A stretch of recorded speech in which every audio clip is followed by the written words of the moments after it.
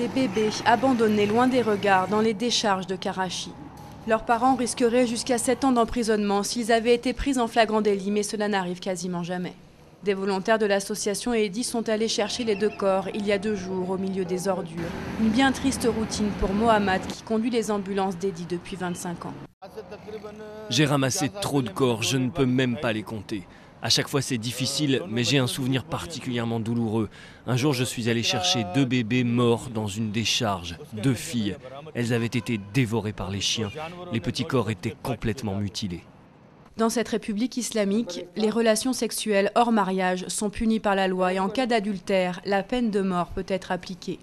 À elle seule, l'association a retrouvé plus de 1000 bébés dans des décharges comme celle-ci l'année dernière. Qu'il s'agisse d'enfants illégitimes, handicapés ou simplement nés dans une famille démunie, le constat d'Eddy est effroyable. 9 fois sur 10, ce sont des filles.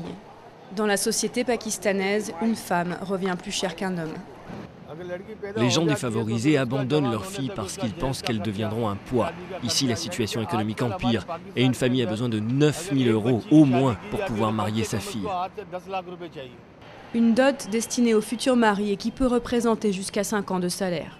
L'avortement est interdit au Pakistan, alors pour donner une alternative aux parents, Eddy a installé 400 berceaux dans tout le pays. Chaque année, environ 200 bébés y sont déposés. Ils sont ensuite accueillis dans cet orphelinat en attendant d'être adoptés, une attente qui n'est jamais bien longue.